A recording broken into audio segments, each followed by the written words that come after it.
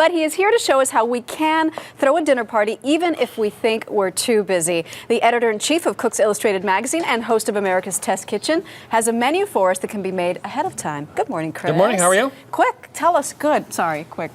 One-track mind. What's on the menu? A rustic tart you can do 3 days ahead. We're doing a roast beef in a very slow oven, so there's no timing problems. We're doing mashed potatoes, which can be made ahead of time. And we're finally doing poached pears, which, of course, can be done a day or two ahead. So everything's ahead except for the roast beef, but that's easy to do. Okay, let's start with the tart. Buy a pound of pizza, cut it in half, you stretch it. You cook it for just 3 minutes in a 500-degree oven. It comes out, and then you top it, and we have caramelized onions, blue cheese, and some walnuts that have been toasted. And this is what it looks like. So then, this takes 3 minutes, and 3 these minutes. you did ahead of time? Did ahead of time, how put them much? on top. This takes about 10 minutes, 15 minutes to caramelize the onions. Can you do it days ahead of time or that day? You can do it three days ahead of time. Oh, great. Leave it like this in the refrigerator with plastic on top.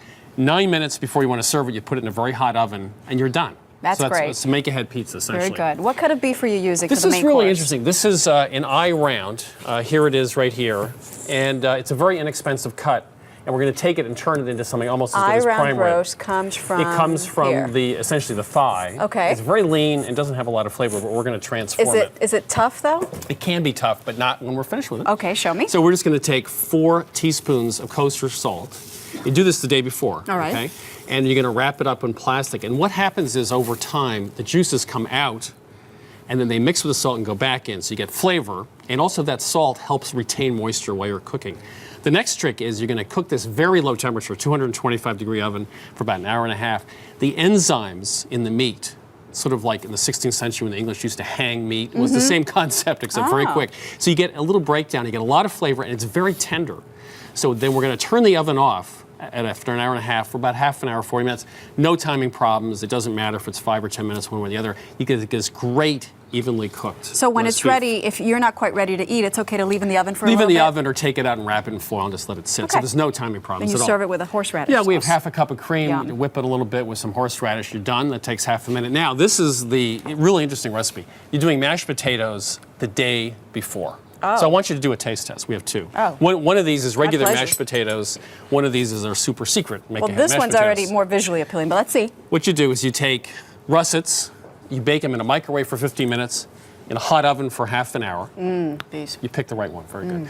You cut them in half, you scoop them out, you mash them, you add some cream and some butter, and you add an additional half cup of cream, so it's soupy, okay?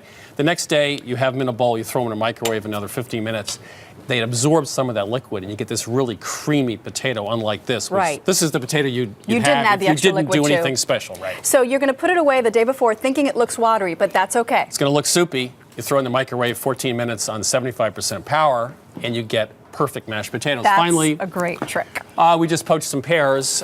We used a lot of interesting ingredients: the red wine, sugar, a lot of peppercorns, cloves, cinnamon, vanilla. We also have some herbs, mint and thyme, so it's got a lot of flavor. Did you poach them in You poach them with wine. Yeah, well, you get 2 bottles, one to drink and one to poach. and then you poach them for 15 minutes, take the pears out, reduce the liquid down, and you just pour this right over the pears. And this can be done at least a day ahead of time, maybe even 2 days. Thank you, Chris. There you go. Harry, you got to try these mashed potatoes. All right. Come on in. For these recipes, you can go to our website, earlyshow.cbsnews.com. Yeah. Let's see what Harry thinks. Because I am the king of mashed potatoes. Those are good. Yeah. I get a good? Yeah. I got a 7. Two It's a thumbs 7 and up. a half. What?